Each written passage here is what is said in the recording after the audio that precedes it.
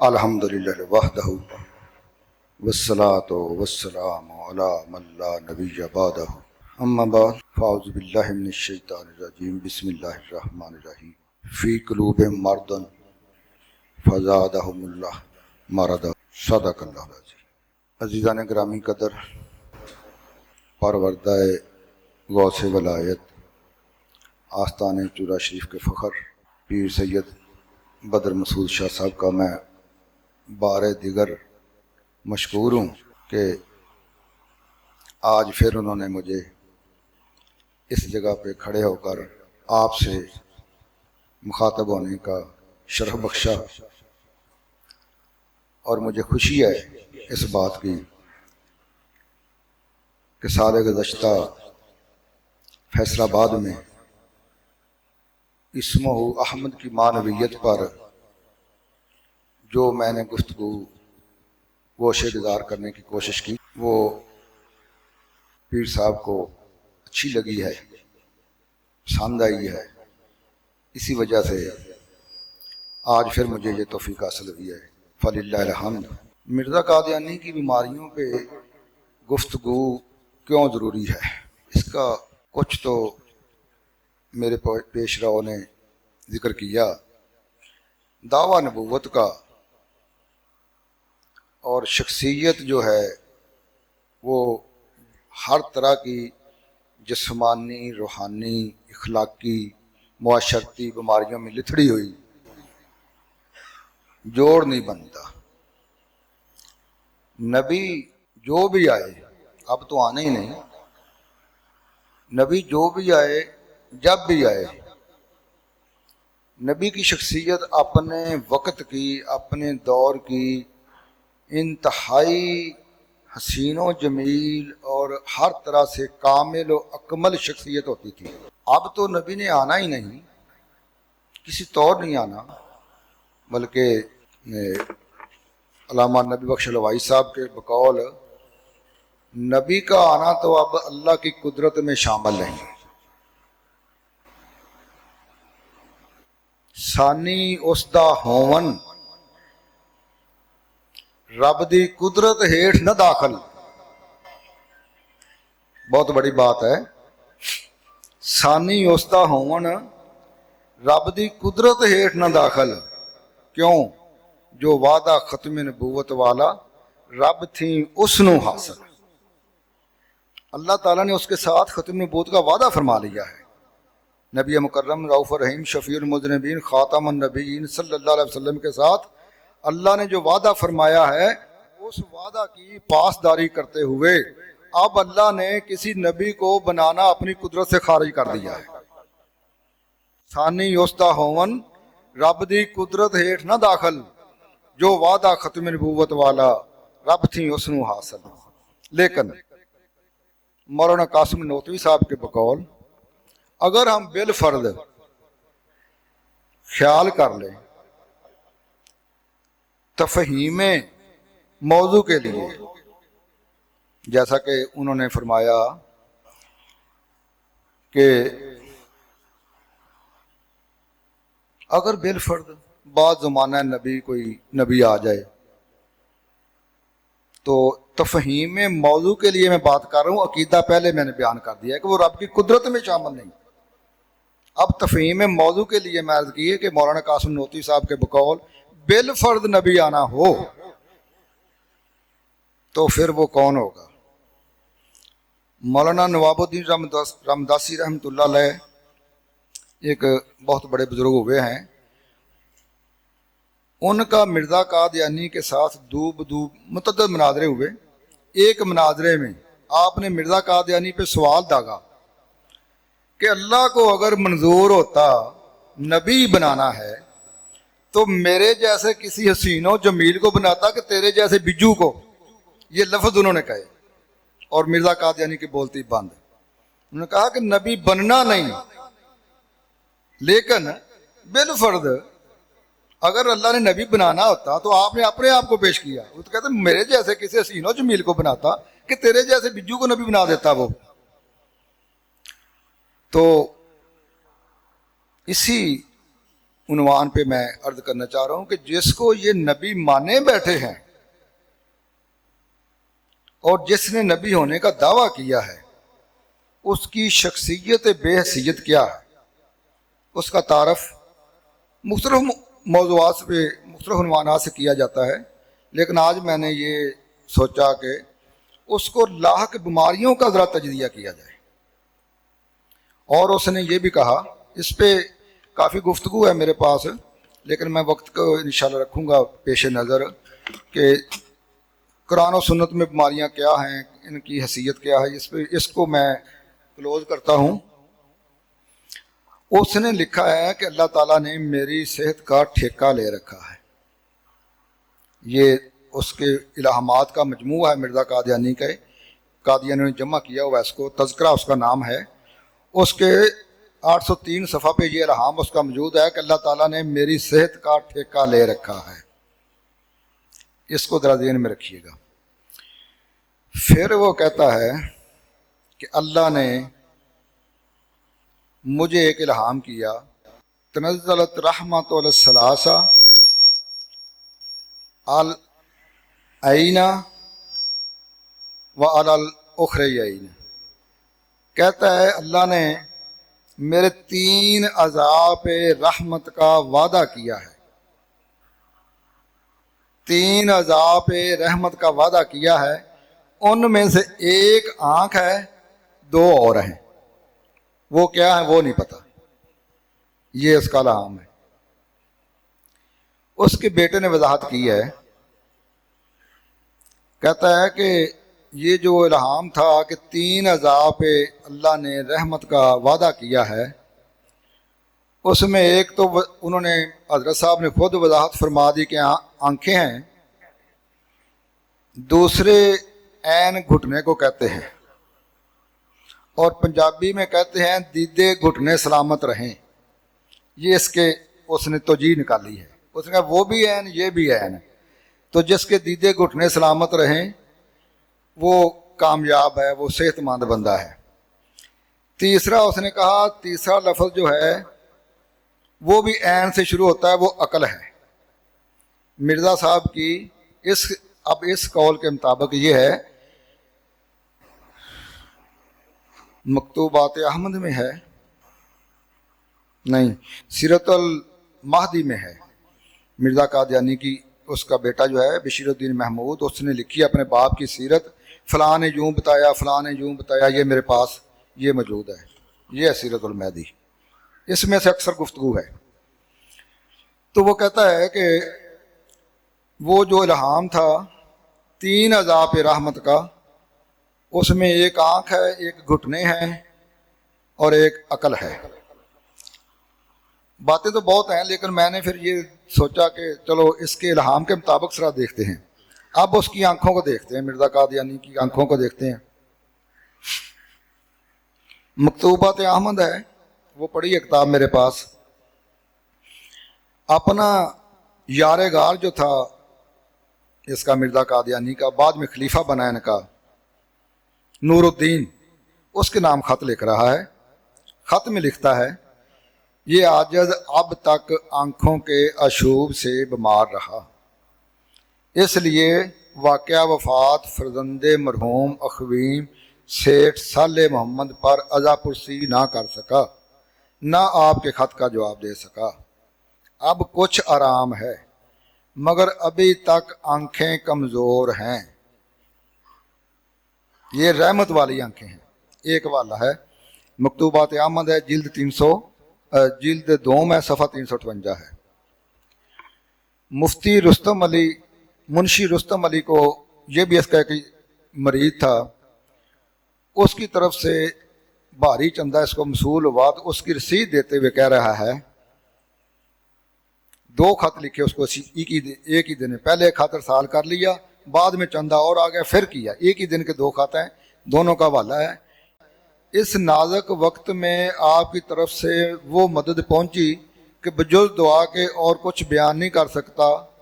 مجھے باعث شدت رمد اور درد چشم اور پانی جاری ہونے کے طاقت نہ تھی کہ کاغذ کی طرف نظر بھی کر سکوں، رحمت والی آنکھوں سے درد کی وجہ سے کاغذ کی طرف نظر نہیں کر رہا۔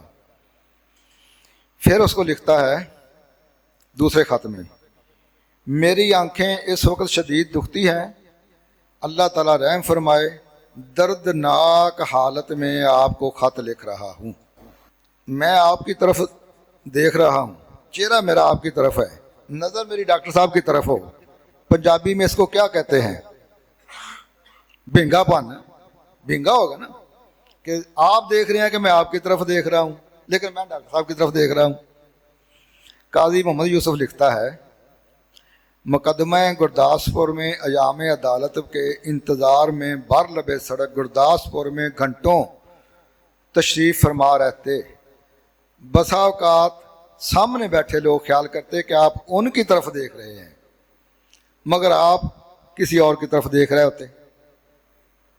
یہ رحمت والی آنکھیں ہیں۔ اس کا سالہ مرزا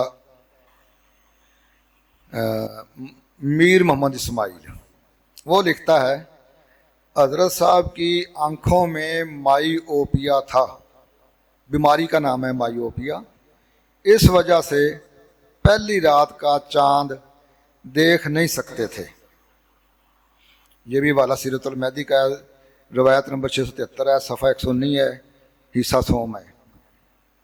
اچھا آگے چلیں۔ کھرا، پنجابی کا لفظ کھرا گھروں میں ہوتا تھا پہلے، جہاں پہ پانی برتن وغیرہ رکھے ہوئے ہوتے تھے پانی کے۔ اب تو جدید نام آ گیا، کچن آ گیا، واش روم آ گیا، فلاں آ گیا، فلاں آ گیا۔ یہ جس کمرے میں بیٹھ کے کام کرتا تھا،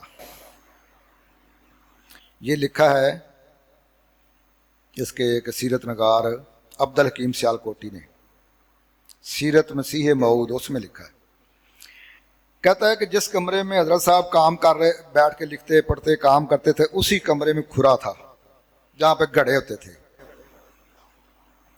حضرت صاحب کام کر رہے ہیں، نکرانی آئی، اس نے ادھر بیٹھ کے نہانا شروع کر دیا کھرے میں۔ دوسری نکرانی اوپر سے آ گئی، وہ یہ کیا کر رہی ہے؟ کہندی یہ کچھ دیدہ ہے۔ انہوں نے کہا بھی حضرت صاحب کی طرف حضرت صاحب موجود ہیں اور آپ ادھر بیٹھ کے نہا رہی ہو۔ وہ اگو نکرانی کہندی کہ یہ کچھ دیدہ ہے۔ پنجابی میں یہ لکھا ہوا ہے، سیرت مسیح موعود ہے۔ یہ ہے آنکھیں اس کی، اور بھی بہت سارے حوالے ہیں میرے پاس۔ ایک دفعہ لکھتا ہے اس کا بیٹا کہ مولوی شیر علی صاحب نے بیان کیا کہ حضرت صاحب ماہ چاند خدام کے فوٹو کھنچوانے لگے اور فوٹو گرافر کے بار بار کہنے کے باوجود حضرت صاحب نے قدرے آنکھیں کھول لی، لیکن تصویر بنانے سے پہلے پھر بند ہو گئی۔ یہ ہے رحمت والی آنکھیں۔ بہت سارے والے ہیں میرے پاس۔ اب اس کے گھٹنے کا علاج دیکھیں۔ اس نے کہا دیدے گھٹنے سلامت، تو ایک گھٹنے ہو گئے۔ ایک دفعہ شروع میں گھٹنے کے جوڑ میں درد ہوا تھا، نامعلوم وہ کیا تھا، 3 دن سے زیادہ تک تکلیف رہی۔ پھر رحمت جونکیں بن کر، جوک نہیں ہوتی، جوک پانی میں ہوتا جانور، وہ کہتا ہے جونکیں لگوانے سے پھر آرام آیا۔ یہ گھٹنوں کا، یعنی جو 3 اس نے بتائے۔ اب اس کی عقل دیکھیں، 3 چیزوں پہ 3 اعضاء پہ رحمت ہے۔ اب اس کی عقل کا ماتم کریں۔ اپنے باپ کی لباس کا بیان کر رہا ہے اس کا بیٹا مرزا بشیر احمد ایم اے، اس کو یہ قمر الانبیاء کہتے ہیں۔ اس نے یہ لکھا ہے، سیرت المہدی ہے، یہ میرے پاس موجود ہے، حوالے سارے موجود ہیں۔ وقت کی بچت کے میں ایک ایک کر کے پڑھ کے ادھر سے نکال کے پڑھتا، لیکن وقت بچانا چاہتا ہوں میں۔ کہتا ہے خاک سار عرض کرتا ہے، بیٹا کہتا ہے خاک سار عرض کرتا ہے، آپ معمولی نقدی وغیرہ اپنے رومال میں جو بڑے سائز کا ململ کا بنا ہوا تھا باندھ لیا کرتے تھے، اور رومال کا دوسرا کنارہ واسکٹ کے ساتھ سلوا لیتے تھے۔ چابیاں ہزار بند کے ساتھ باندھتے تھے، جو بوجہ بوجھ کے بعض اوقات لٹکاتا تھا، اور عموماً ریشمی ہزار بند استعمال فرماتے تھے، کیونکہ آپ کو پیشاب جلدی آتا تھا، इसलिए रेशमी अदार बंद रखते थे ताकि खुलने में आसानी हो और गिरा भी पड़ जाए तो खोलते वक्त दिक्कत ना हो। सूती अदार बंद में आपसे बाज़ दफ़ा गिरा पड़ जाती थी जिससे आपको बड़ी तकलीफ होती थी। फिर लिखता है इसी रिवायत में, कमीज जो पहनते थे इनका अक्सर ऊपर का बटन खुला रहता था। इसी तरह सदरी और कोट का और कमीज के कफ़ों में अगर बटन हों तो वो भी हमेशा खुले रहते थे। कभी परवाह ना करते कि लिबास उम्दा है या बुरुश किया हुआ। अब बात आई है, या बटन दुरुस्त लगे हैं या नहीं। बारहा देखा बटन अपना काज छोड़कर दूसरे ही काज में लगे होते थे। अक्लमंद इंसान है, नबुव्वत का दावेदार है। इससे आगे बल्कि सदरी का बटन कोट के काजों में लगा होता था। ये उसका मैं चंद नमूने पेश कर रहा हूं। आगे लिखता है, बाज़ औक़ात सर्दियों में दो जराब ऊपर तले चढ़ा लेते, मगर अक्सर जराब इस तरह पहनते कि वो पैर पर ठीक ना चढ़ती। कभी तो सरा आगे लटकता रहता, कभी एड़ी की जगह पैर की पुश्त पर आ जाती, कभी एक जराब सीधी दूसरी उल्टी। ये सिर्फ लिबास के हवाले से उसकी अक्ल के मैं हवाले आपको पेश कर रहा हूँ। एक दफ़ा कोई शख्स आपके लिए गिरगाबी लेकर आया, जूता आपने पहन ली, मगर इसके उल्टे सीधे पाँव का आपको पता नहीं लगता था। कई दफ़ा उल्टी पहन लेते थे, फिर तकलीफ होती। बाज़ दफ़ा उल्टा पाँव पड़ जाता तो तंग होकर फरमाते कि इनकी यानी अंग्रेज़ों की कोई चीज़ भी अच्छी नहीं। वालदा साहबा ने आपकी सहूलत के लिए उल्टे और सीधे पाँव की शनाख्त के लिए निशान लगा दिए थे, इसके बावजूद उल्टा पहन लेते थे। मौलवी साहब बयान करते हैं कि हजरत साहब के पास एक छड़ी होती थी टेक के लिए। हजरत साहब दुआ करके बाहर निकले तो मौलवी साहब ने आपको छड़ी दी। हजरत साहब ने छड़ी हाथ में लेकर इसे देखा और फरमाया किसकी है? अर्ज किया हुजूर की है, जो हुजूर हाथ में अक्सर रखते हैं। आपने फरमाया अच्छा, मैं तो समझा ये मेरी नहीं। खान साहब कहते हैं वो छड़ी मुद्दत से आपके हाथ में रहती थी।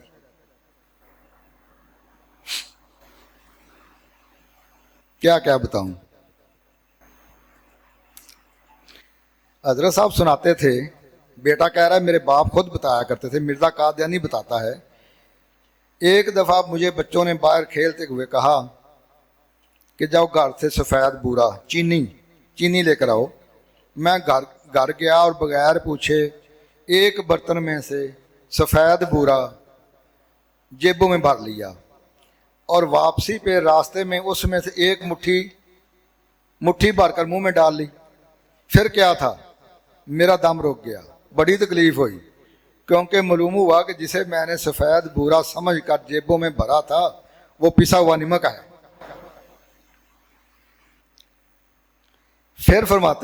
फिर लिखता है कि हजरत साहब फरमाते थे, बाप बेटे को बताता है, बाप की ज़ुबानी बेटा कह रहा है कि एक दफ़ा वालदा साहबा से कुछ खाने को मांगा रोटी के साथ। वालदा ने कहा फ़लाँ चीज़ ले लो, शायद गुड़ था, ये ले लो। हज़रत साहब ने कहा नहीं कोई और चीज़ लेनी है। फिर वालदा ने कहा फ़लाँ चीज़ ले लो, उसने कहा नहीं ये भी नहीं लेनी। वालदा ने कहा राख ले लो, मिट्टी ले लो। गुस्से में तंग आकर वालदा ने कहा, हज़रत साहब रोटी पर राख डालकर बैठ गए। यह भी सीरतुल महदी का हवाला है। एक दफ़ा किसी ने वो घड़ियाँ होती थी जेबी घड़ियाँ, जेब में डालने वाली, किसी ने घड़ी गिफ्ट की तो कहता है कि हजरत साहब जब टाइम देखना आता तो एक के हिंदसे से अदद गिनने शुरू करते, फिर टाइम का अंदाज़ा करते कि ये टाइम हुआ है। उसके बाप ने लिखा है, यानी कि मिर्ज़ा कादियानी के बाप से उसका बेटा जो लिख रहा है वो दादे से लिख रहा है कि दादा साहब फरमाया करते थे कि कोई पूछता कि गुलाम अहमद कहाँ है तो बाप कहता یعنی مرزا قادیانی کا باپ کہتا کہیں مسجد میں ہوگا، سکاوا کی ٹونٹی کے ساتھ لگا ہوا ہوگا، اگر وہاں نہ ملے تو کسی کونا میں پڑا ہوگا، وہاں بھی نہ ملے تو لپٹی ہوئی صف تلاش کرنا، ممکن ہے وہ لیٹا ہوا ہو اور کوئی شخص اس کو صف میں لپیٹ کر پھینک گیا ہو، اس میں تو ہلنے جلنے کی تاب بھی نہیں۔ یہ اس کے دادے مرزا قادیانی کے والد کا قول ہے، یہ اس کا عقل ہے جی۔ اس کے بعد جناب آ جائیں، ہاں مرزا قادیانی نے خود جو لکھا اسی الہام کی تشریح میں، نہ پہلے اس نے کہا کہ اللہ تعالیٰ نے مجھے خبیث بیماریوں سے محفوظ رہنے کا وعدہ کیا ہے۔ خبیث بیماریاں عام طور پہ تو ہوتی ہیں جو جن کے جراثیم کنٹرول نہیں ہوتے، گلٹیاں بنتی ہیں، موسٹلی سرطان، اور یہ جو کیا کہتے ہیں اس کو، سرطان کا کیا کہتے ہیں، کینسر وغیرہ اس طرح کیا۔ لیکن خبیث بیماریوں میں وہ بیماریاں بھی شامل ہیں جن کا انسان ذکر نہیں کر سکتا، کسی کو بتا نہیں سکتا، وہ بھی خبیث بیماریاں ہوتی ہیں۔ اور مرزا قادیانی نے خبیث بیماریوں کا ذکر کرتے ہوئے مرگی کا لکھا ہے کہ اللہ نے مجھے خبیث بیماریوں سے محفوظ رہنے کا وعدہ کیا ہے۔ تو اس میں یہ مرگی کے میرے پاس کوئی کم 10 حوالے ہیں، ان کو میں چھوڑتا ہوں۔ 10 حوالے ہیں جہاں سے ثابت ہے کہ اس کو مرگی کا دورے پڑتے تھے۔ اس کے بعد یہ ہے جی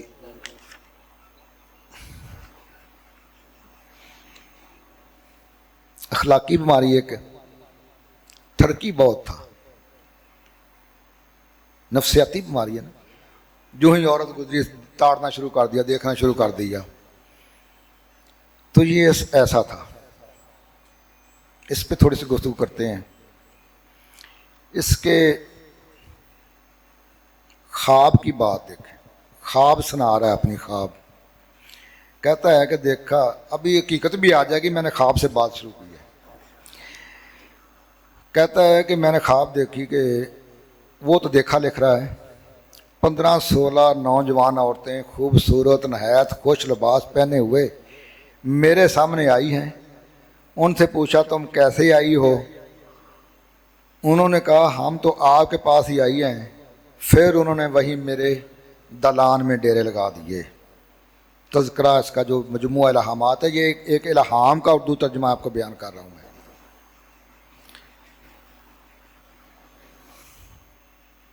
پھر کہتا ہے والد صاحب کی، اس کا بیٹا بیان کر رہا ہے، والد صاحب کی وفات کے چند یوم بعد دیکھا کہ ایک پیڑھی پر بیٹھا ہوا ہوں تو ایک عورت نوجوان عمدہ لباس پہنے دیکھا،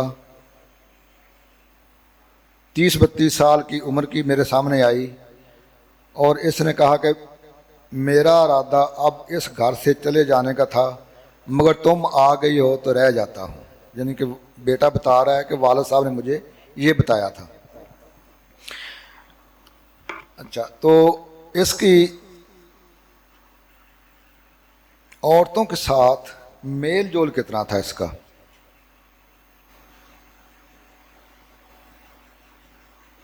یہ دیکھیں ذرا، غیر محرم عورتوں کے ساتھ بے حجاب آنا ملتا تھا، رات کو پہرا کے نام پر، کہ جس کمرے میں سونا ہے اس پہ پہرا ہونا چاہیے، پہرے دار عورتیں ہوتی تھیں، عورتوں کا جھرمٹ ہوتا تھا۔ پنکھا جھلنے کی ذمہ داری ایک عورت کی تھی جس کا نام زینب تھا، وہ اس کو پنکھا جلتی تھی۔ ٹانگے دبانے پر بانو مامور تھی۔ بابو شاہ دین کی اہلیہ جو مرزا قادیانی کی یار تھی، ان ساری خدمت گزاروں کی مکھیا تھی۔ نام محرم عورتوں کے ساتھ اس کا اختلاط رہتا تھا۔ یہ 1-2 حوالے ہیں میرے پاس اس کے، اسی طرح کے اس کے سیرت المہدی میں صفیہ بیگم بیان کرتی ہیں،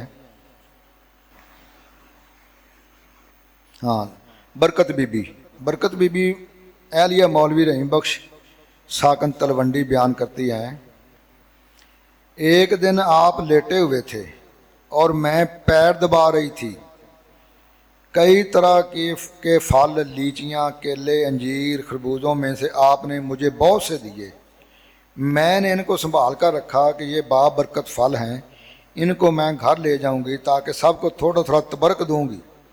جب جانے لگی تو حضرت اماں جان کو فرمایا برکت بی بی کو وائی برنم دے دو۔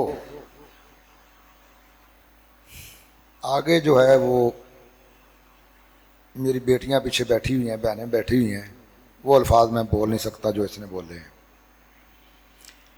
تو کہتی ہے یہ مجھے یاد نہیں رہا کہ وہ دوائی مجھے کس نے لا کر دی۔ حضور نے 10 قطرے ڈال کر بتایا کہ صبح اور شام کو پیا کرو۔ میں گھر جا کر پیتی رہی۔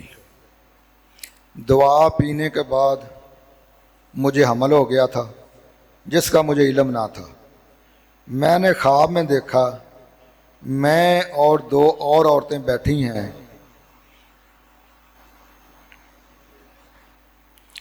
مجھے حیض آ گیا ہے۔ میں گھبرائی، تعبیر نامہ دیکھا، پھر کہتی ہے کہ میں درمیان میں چھوڑ رہا ہوں، کچھ ایسی گفتگو جدھر ہو نہیں سکتی، وہ میں چھوڑ رہا ہوں۔ کہتی ہے کہ میں قادیان آ گئی، حضور کے پاؤں دبا رہی تھی، اور دیکھیں میں اس گفتگو کو یہاں کر نہیں سکتا، بیٹے نے باپ کے سلسلے میں لکھی ہے۔ کہتی ہے میں ادھر آ گئی، قادیان آ گئی، حضور کے پاؤں دبا رہی تھی۔ حضور نے مجھے ایک ایسی خواب، اور میں نے کہا حضور مجھے ایک ایسی خواب آئی ہے جس کو میں حضور کی خدمت میں پیش کرنے سے شرم محسوس کرتی ہوں، حالانکہ نہیں آنی چاہیے تھی۔ تو آپ نے فرمایا بتاؤ۔ میں نے عرض کی تو پھر وہ میں نے خواب جو پہلی آئی تھی وہ میں نے خواب بتائی، تو آپ نے ایک کتاب منگوائی، کتاب منگوا کر اس کو کھول کر دیکھا تو فرمایا جو عورت ایسا خواب دیکھے گی اگر وہ حاملہ ہے تو لڑکا پیدا ہوگا، اگر حاملہ نہیں تو حمل ہو جائے گا۔ یعنی عورتوں کے ساتھ گفتگو دیکھیں اس کی، اور تنہائی کی گفتگو دعویٰ نبوت کا ہے، دعویٰ نبوت کا ہے، اور تنہائی میں عورتوں کے ساتھ گفتگو کس لوز ذریعے سے کر رہا ہے، میں اس کو اس میں سے چھوڑ رہا ہوں کہ میں کر نہیں سکتا وہ گفتگو ادھر۔ پھر یہ ایک صفیہ ہے، کوئی صفیہ بنت مولوی عبدالستار، وہ کہتی ہے کہ ایک دفعہ حضور نیچے برانڈے کے اندر جہاں ایک کمرے میں آج کل بورچی کھانا پکتا ہے پلنگ پر لیٹے ہوئے تھے۔ یہ میں اس کے ٹھرکی پن کی باتیں بتا رہا ہوں۔ مجھے فرمایا سر دباؤ۔ آپ دبواتے نہیں تھے بلکہ ایک طرف انگوٹھے اور دوسری طرف کی انگلی سے چسواتے تھے۔ میں بہت دیر تک اسی طرح سر دباتی رہی۔ مجھے سر دباتی کو فرمانے لگے کسی دن تم کو بہت فخر ہوگا کہ میں نے مسیح موعود کا سر دبایا ہے۔ یہ اس کے عورتوں کے ساتھ معاملات ہیں۔ اور دوسری طرف اسی عبد الکریم سیالکوٹی نے لکھا ہے کہ ایک دفعہ حضرت صاحب جا رہے تھے، کہیں اسٹیشن پہ جا رہے تھے، اور بیگم صاحبہ اپنی بیگم صاحبہ کو ساتھ لے کے اور اس پہ پلیٹ فارم پہ چہل قدمی کر رہے تھے۔ بیگم صاحبہ نے پردہ نہیں کیا ہوا تھا۔ ہمیں بڑی شرم آئی، مریض کہتے ہیں ہمیں بڑی شرم آئی کہ لوگ کھڑے ہوئے ہیں، بیٹھے ہوئے ہیں ادھر اسٹیشن پہ، چہل پہل ہے پلیٹ فارم پہ، اور حضرت صاحب ان لوگوں کے ساتھ جو ہے بیگم صاحبہ کے ساتھ چہل پہل کر رہے ہیں۔ کہتے ہیں کہ میں نے وہ ادھر نہ کہا کسی کو کہ حضرت صاحب سے کہیں کہ بیگم صاحبہ کو بٹھا دیں۔ اس نے کہا میں تو نہیں جاتا۔ کہتے ہیں میں خود چلا گیا۔ میں نے جا کر حضرت صاحب سے کہا کہ لوگ ادھر بہت زیادہ ہیں اور آپ ایسا کریں کہ بیگم صاحبہ کو بٹھا دیں۔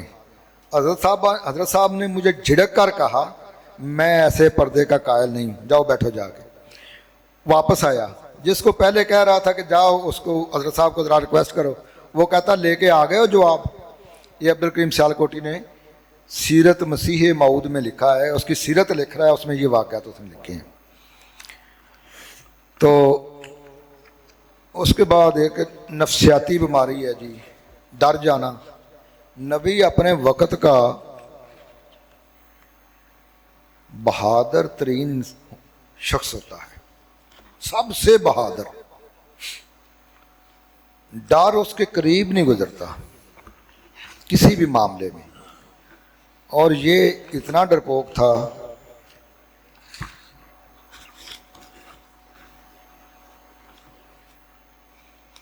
اس کا بیٹا لکھتا ہے کہ جب طاعون کے ادھر، اب تو اللہ کا فضل ہے نا، یہ متعدی اور وبائی امراض جو ان پہ حکومتیں کنٹرول کر چکی ہیں کافی سارے بہتر.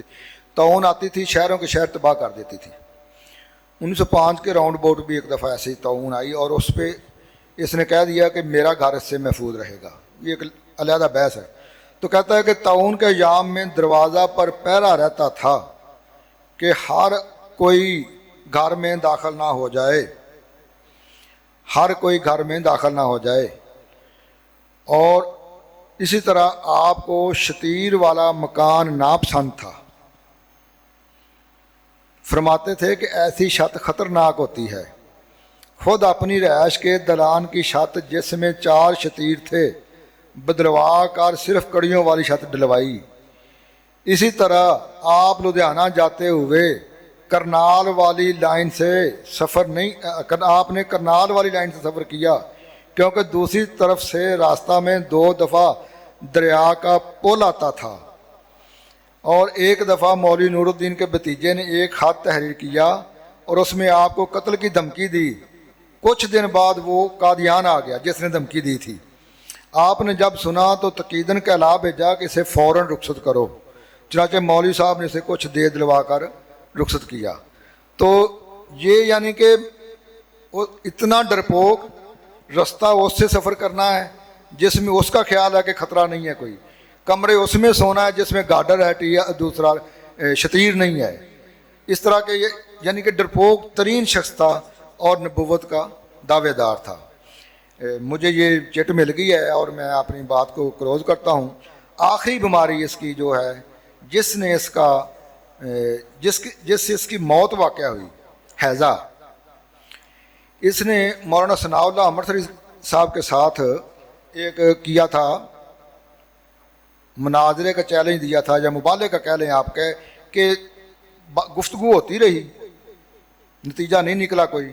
اس نے کہا کہ تم اور مجھ میں جو جھوٹا ہوگا، لکھ کر یہ ساری باتیں ہوئی ہیں، وہ 15 ماہ کے اندر اندر مر جائے گا اور مرے گا وبائی مرض سے، طاعون یا حیضہ سے، اور پھر یہ حیضہ سے جہنم واصل ہو گیا.